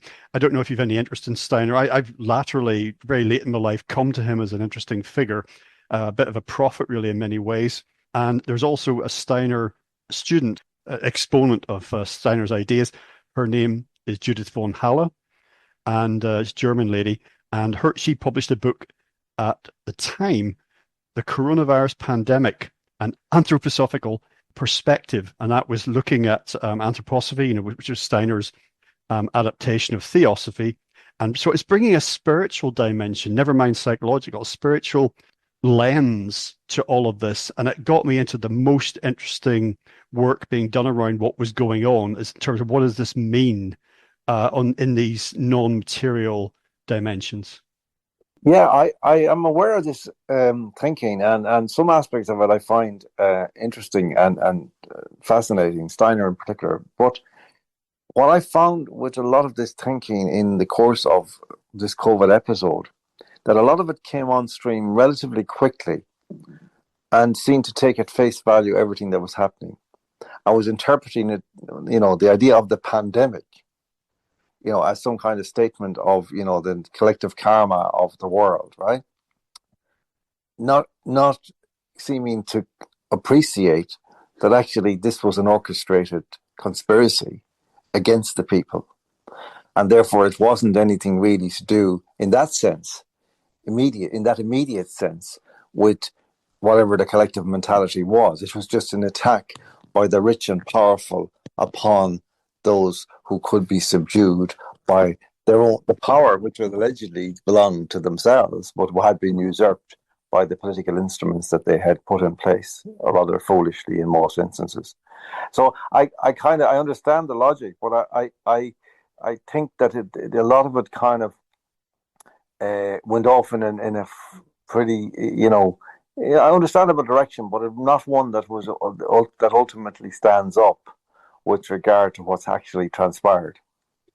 My reading of it was that you referred to the orchestrated conspiracy. My reading is that it was simply that that is the manifestation we're looking at. No, there isn't this unique virus. No, there isn't whatever. We've established that we didn't think there was, but it was this orchestrated conspiracy. That was the manifestation. So, however they interpreted it. So, Steiner refers to vaccines to cut people off from their spiritual dimension. Yeah. They were real enough, if you see what I mean. So I totally take your point. Yeah, some people did read it as like, oh, it's the virus. The way I saw it is, well, it's not the virus, no, but instead, what you're referring to, that's playing out in the world is the orchestrated conspiracy. Yes, and at that level, then you're into the metaphysical in a real way, in a very particular way, which is essentially, it's obvious, but it's the battle between good and evil. And it's the confirmation that, evil exists, therefore good exists. Good exists, therefore evil exists. That dualism is now writ large in the world in a way that it was kind of deniable before.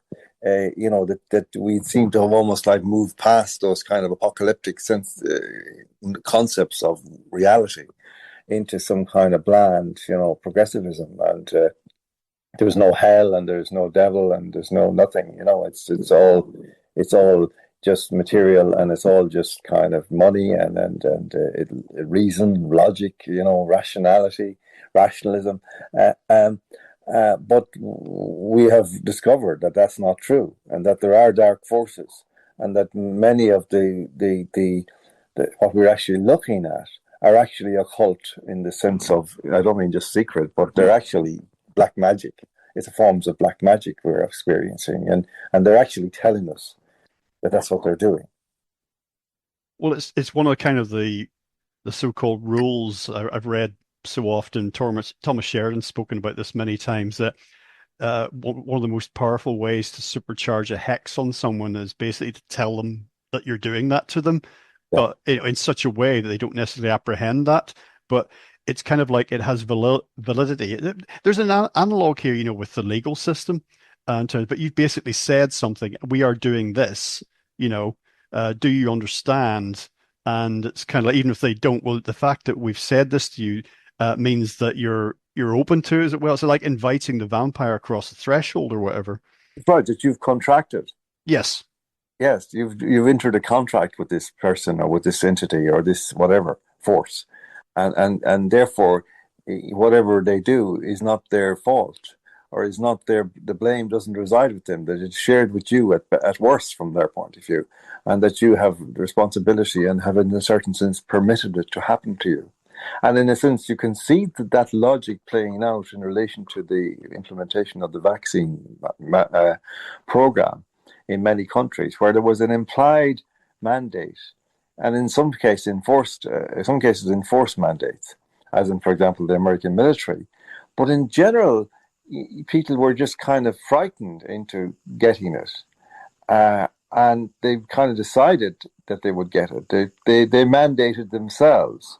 And so the politicians were able to say, well, sure, well, you just went along and, nobody held you down.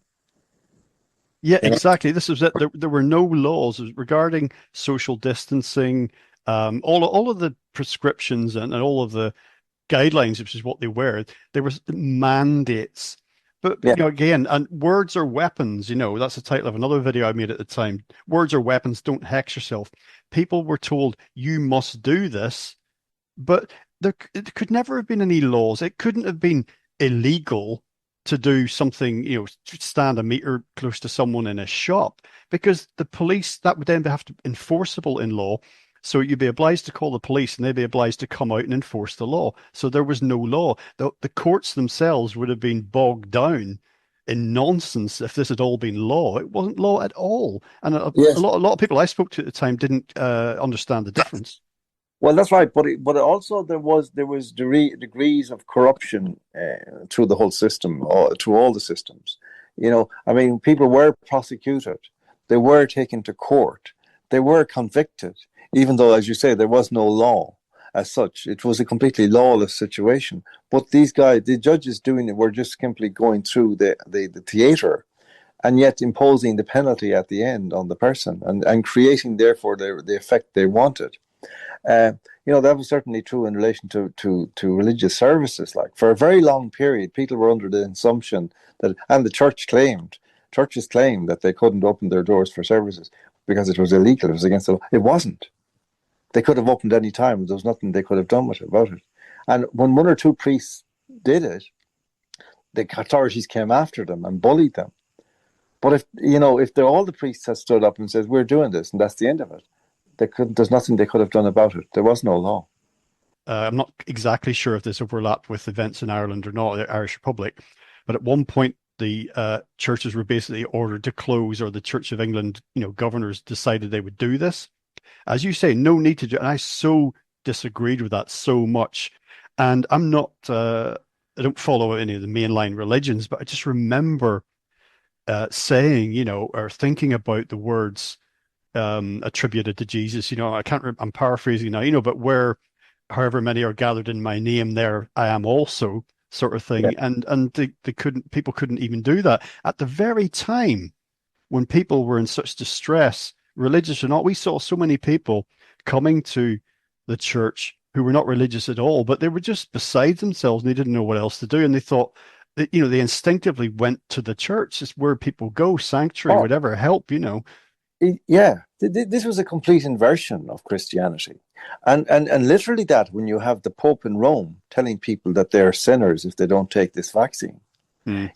it was absolutely monumentally evil. Let's be frank about it. Like, in the Black Death, priests went out on the highways and byways seeking out people to give them the last rites and to hear their confessions, etc., to save their immortal souls. In the so-called COVID pandemic, the churches did the direct opposite. They closed their doors and told people to go to hell. Mm. Literally that. The churches should have been speaking out about what was happening, about the cruelty of leaving people to die in beds, isolated from their loved ones. I still cannot believe that happened. But it happened all the time. You saw those ludicrous pictures of people having to say goodbye to their dying relatives through panes of glass. No, it was the cruelty of this that you put your finger on, particularly regarding the elderly and particularly regarding children. The cruelty, especially children, so innocent in all of this, that Yes. started to get me thinking, taking into account the depth psychology and the archetypal dimensions I mentioned. Are we looking? I said the people implementing this, maybe not the enforcers at street level, but this as a concept, as an agenda, is anti-human. It is anti-life.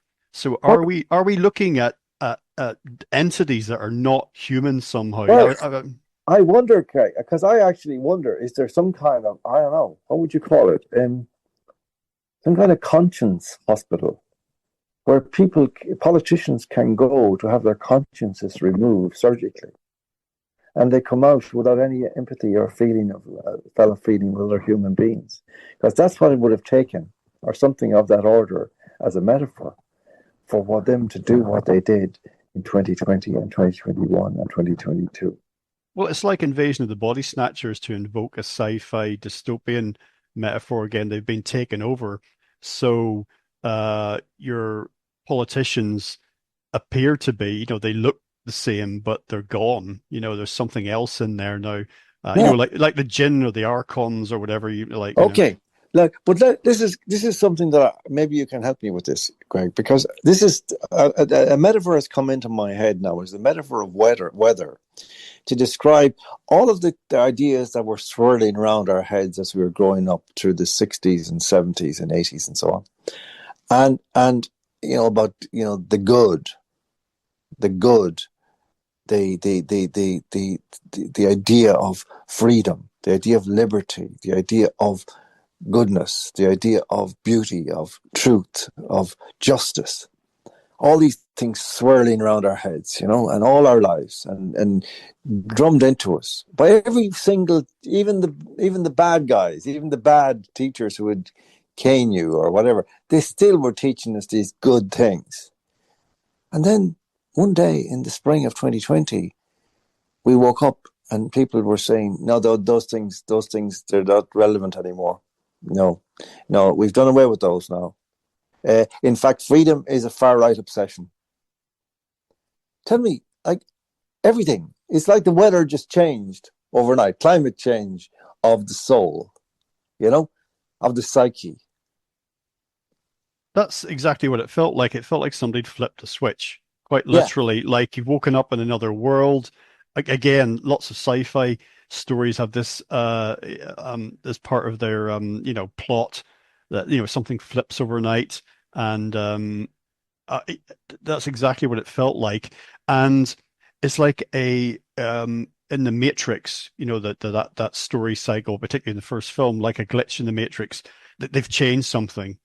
yeah. They're like on a mixing desk, and there's a load of faders, and they've turned something up and they've turned something off, and it looks like it did before, but That's right. it's That's not. right. Yeah. Well, it does and it doesn't, because it doesn't either. Because if you look at the demeanor of the generality of people now, I certainly would say this of the Irish people in this republic, so-called former republic, that they're broken people. They don't walk the same. They can't stand up straight, really. They're broken. They're bent down. They don't want it. They're afraid. They're afraid to say anything without thinking it through from every conceivable angle. They can't spontaneously answer something, particularly if it has even three pieces of logic removed from a controversy of some kind. If it's got anything to do with race or gender or anything, they'll detect that 3 layers away and they'll avoid it. They'll take avoidance precautions. And you can see them doing it. You can see it in their eyes. They're flicking. When you start, "Oh, this guy's trouble because he's going to say something to me that's going to get me in trouble. Oh, yeah, how you doing? Yeah, good day. Yeah, lovely day. Yeah, yeah." It's not natural, though, is it? "Oh, what do you mean? What do you mean? It's conspiracy theories, conspiracy theory." Well, like, it's not the same. So it's like that they were in an accident sometime a few years ago, and they never got over it. And they're damaged for life.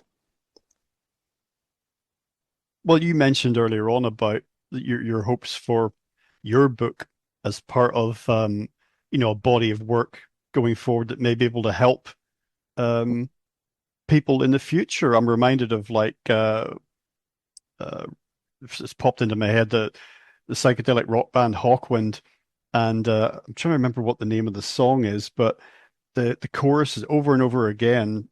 Future generations are relying on us. It's dystopian. Future generations are relying on us. It's an incubus. Future generations are relying on us, and it's like you have to speak. Because what is what? I mean, somebody said, are you willing to die for this?" And say, well, that's quite dramatic. Talking about the pandemic period, but ultimately, yes, because it's not worth being alive, toadying to all of this and lying to yourself and just watching experiencing the destruction of your own soul. And another dimension, of course, of all this is the modern worldview, that the militant materialism, that there's one life and nothing else, and when you die, it's a black void of nothingness. I have a sense of this much more expansive reality, of which the life that you and I are living is only a tiny little sliver. We're just here for a short while, Yeah. but it's just the reality is so much bigger. So I'm not afraid of death. So you have to speak. What's the Well, worst they can do? They can kill me. That's it. Well, I think you've touched the core of it there. I mean, because it was the fear of death that propelled so much of this, and it was the fear of death in the absence of anything else, more than anything, that they had instilled in the culture, and people therefore were so clinging to life that they were prepared to give it away in a different sense. They were prepared to give away everything that was worthwhile about life in order to just cling on to life, as if, like, when this blew over, they could just go back to being normal again. But of course, implicit in all this was that normality was being terminated. That they were telling us, no, you're never going to be. We own you now, and we can do whatever we like with you. And that's the thing about it, like, that I find most reprehensible. I like, the thing about it is, I was a journalist for so long in the mainstream, and that's that's not just a job. It's not even just a profession. It's a vocation, and it always was instilled with the idea that your function in reality wasn't just filling spaces on pages. It was actually making the world a better place, not making the world a worse place. That was certainly not on our agenda when we got up in the morning, or when we on a Friday night went to the pub and started talking about what we were going to do in the next edition of whatever it was, the magazine, McGill or in Dublin, or whatever paper it would be. We never had discussions about how are we going to make the world worse next week. And this is what journalism turned into.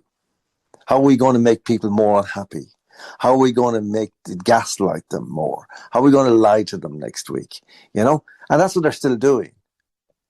And they're pursuing anybody who doesn't do that, and accusing them of being far-rightist and extremists and all this sort of stuff, and spreading disinformation. The only disinformation in this society, or in any other Western society right now, is coming from the mainstream media and the political class. Yeah, well, you reminded me of the trans agenda there, and there's something I mentioned earlier that I hoped we'd get to, and we haven't really had time, but a couple of closing points from me that maybe I can get your thoughts on, kind of coming back into the 3D 5 sense world. 3 vlogs that I made in the pandemic episode focused on various aspects of our life, avenues of pleasure, as Basil Fawlty would have called them. One was travel and the potential impact, because again, we just didn't know this new normal. We didn't know how long all that was going to go on. So travel was affected. Live music, something very important to me. That actually the fallout from that has been very significant and ongoing, certainly in the metal scene. And then pubs, as social spaces, as almost like the shed that you referred to in a video that you recorded with, I think was it Stephen Sutton maybe recently. You were talking about workshops and I thought about pubs as these spaces where people gather to chew the fat. So there's the impact on those 3 particular areas of interest to me, and where we are going forward and the continuing fallout of the pandemic. And then the possibility of the parallel society that, once again, Thomas Sheridan talks about.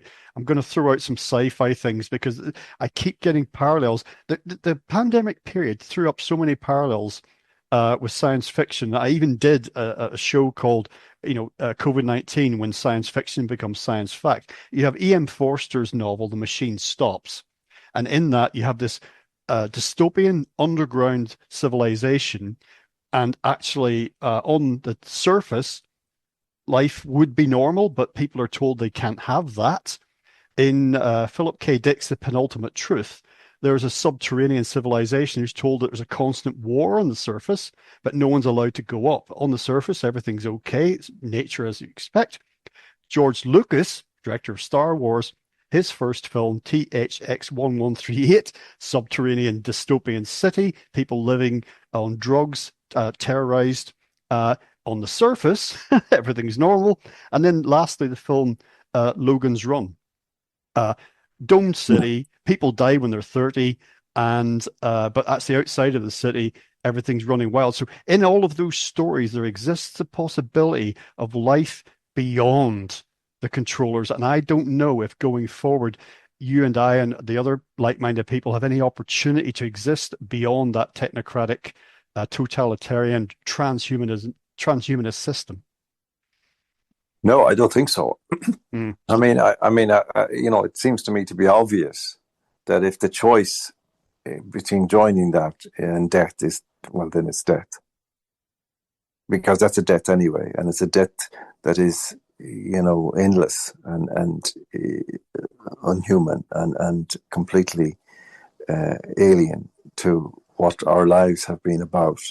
No matter what our belief systems have been, they almost even taking into account all the extremities of the belief systems that we've had in our societies over our lifetimes, they converge in a tiny dot compared to what is ahead of us if we consider what they're thinking about, if we allow this to begin to take shape. It's already in train, but it's still not too late for us to reclaim our democracy and our sovereignty in this world, and to insist that we, the people, shall decide what our world will be like, and who should be our leaders, and how we shall decide on our resources.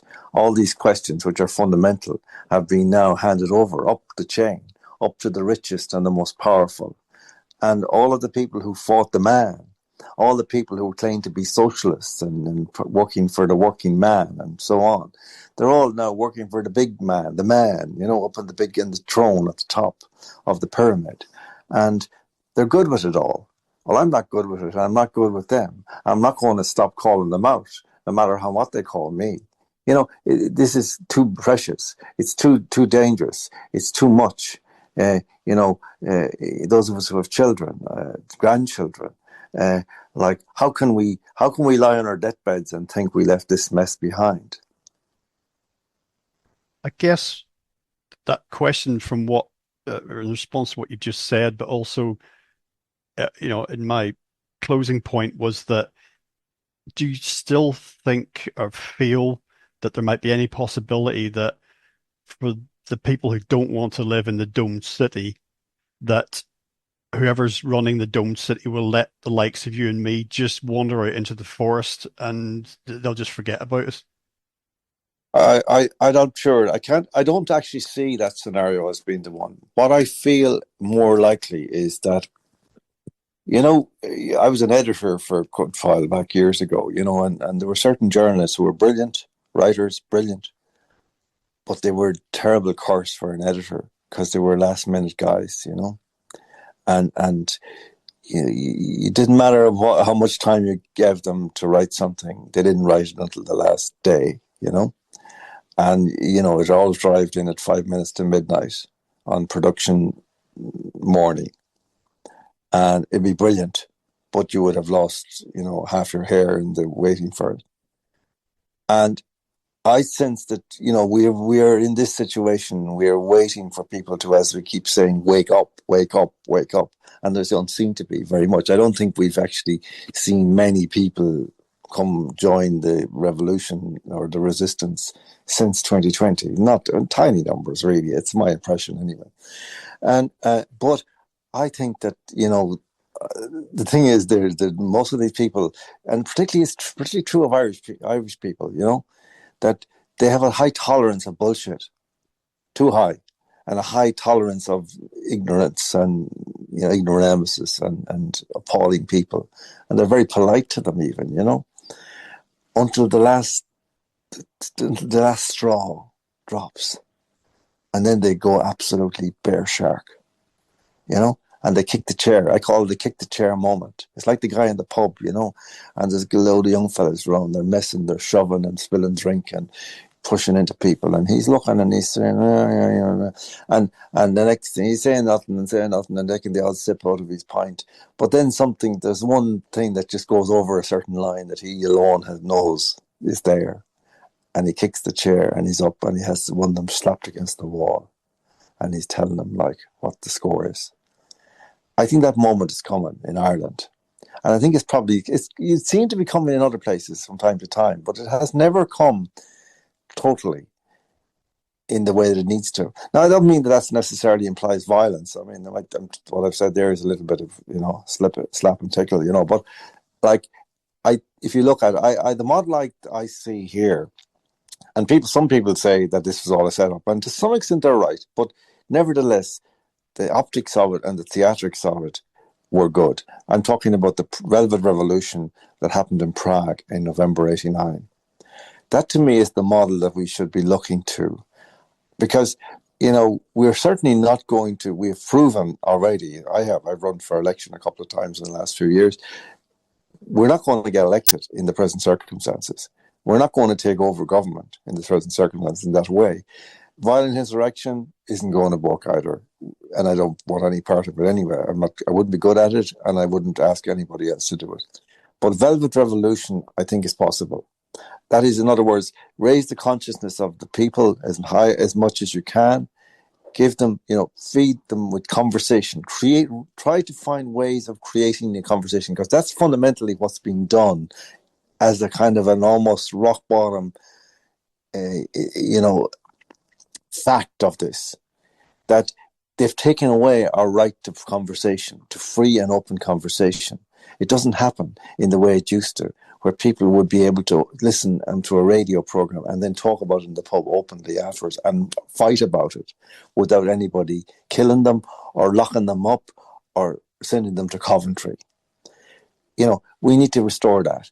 And if we can restore that, and the way I've suggested is people need to, in their local villages and towns, set up a place or a few places where you can go to different people's houses or into the community hall for 2 or 3 hours of a Thursday night or a Friday night or whatever night, and everybody sit around and talk about this stuff and bring in people to tell them what people who've been writing about it or talking about it, who know about a particular aspect of it, to talk and talk and talk about it, so it becomes familiar to them and it becomes their normal reality. In other words, that it shouts down in their minds the pseudo reality that they're being forced to live in. That's essential, I think. That's the way we will raise the consciousness of the people. It needs to happen in thousands of different places at the same time or on different nights of the same week soon. Well, that's what you're talking about, is basically around the campfire after dark, isn't it, really? It is. Before there was any television. Yes. Lovely, John. Well, today we've been talking about your latest book, The Abolition of Reality, a first draft of the end of history. That's available widely, basically anywhere that people buy books. I don't know about that. I just don't know about that. Okay, well, because I have had a historical problem with distributors, with booksellers, and with shop floor assistants. My last book, Give Us Back the Bad Roads, had a terrible time because distributors wouldn't distribute it, booksellers wouldn't sell it, and if they had it in their shops, the people on the floor would insult the people who came in asking for it rather than actually sell it to them. Well, we mentioned Graham Linehan briefly, and his autobiography. He said that in some bookstores, where the books were delivered to, the staff or the manager, whatever, had just put them in the storeroom at the back and not put them on the shelf. They were hiding. That's it. Exactly right. Yeah. And that's right. And I remember a friend of mine went into a shop on one occasion last time and said, I don't see John Waters' book around the shop. And he says, oh, do you not have it? He says, oh, yeah, we do. Yeah. Well, where is it? Well, we have a copy in the sociology section. I said, what's it doing there? What's it doing there? He says, well, we only had one and we didn't want to run out. Yeah, right. That sounds plausible. Well, before we do sign off, tell listeners about your website or Substack, whatever you'd like to share, so people can find you online. Yeah, I'm really a Substack because I used to be on Twitter. I am on Twitter still, but I don't do much on it now. And some people put up stuff for me occasionally, but I became a dead loss, really. I was being shadow banned. You couldn't expand it. It wasn't growing. And it was putting a lot of effort into coming up with decent tweets, and it was a waste of time. But anyway, I'm on Substack. johnwaters.substack.com. It's called John Waters Unchained. I post there a couple of times a week. I have some material is paywalled, some is open and free, and at least one major article a week is free. And that's basically how a lot of the material I've written that is in my book, The Abolition of Reality, is from that, although some parts actually have not been published. There's 2 essays near the end which are pretty much all new, And one of them is actually the one I want to mention. I mentioned to you earlier, which is about playing, and it's basically the idea. And I think nobody's come up with this theory really to this extent before. That what was one of the things that was done in the pandemic was that they basically duped people into playing a game that wasn't really a game. That they tapped into the play instinct in human beings. Like the idea, if you get a new game at Christmas, like it's a little book of rules and everybody has to read it. And then it takes a couple of nights of playing them before everybody knows what the rules are. But the rules don't make any sense of themselves. They're rules in the game and you just learn them and obey them. Well, COVID was like that. €9 meal, not an $8.50 meal, not an $8.99 meal. It had to be €9. And then you had to, when you were in the restaurant, you had to wear your mask while you were walking from the door to your seat, but then you could take it off while you were eating. But then once you stood up and went to the top, you had to put it back on again. And this is all the rules of the game. And essentially that allowed a situation whereby people seemed to naturally move into a state where they became, in effect, the police of the pandemic, policing one another by regarding each other as opponents in the game, and of treating the people who didn't believe as spoil sports, which is the worst crime you can play in a game. You can commit in the context of a game by not allowing the game to proceed as it is supposed to. I think it's a very interesting theory, and I think if you look at it, there's many more sort of resonances than that. But that's just a little sketch of one of the things they did. And that's just one dimension of what they were doing. This was the most fiendish operation, I think, in human history, and the most heinous crime in human history. And it's still going on. It's not over. In fact, it may not have properly started in its gravity and severity even yet. Yes, well, stay tuned for updates, basically. So, John, thank you so much for joining us once again on legalizefreedom.com. Thank you very much, Greg. I'm very grateful. By the way, the book I mentioned earlier, in case people were curious, was Ideas Have Consequences by Richard M. Weaver. That was the book that he was talking about experts and the whole idea of the philosopher king having been eliminated and no longer existing, and experts now having the field to themselves where they can bully people individually on their own expertise and nobody can question them. Lovely. Well, thank you for sharing that information. Thank you very much, Fred.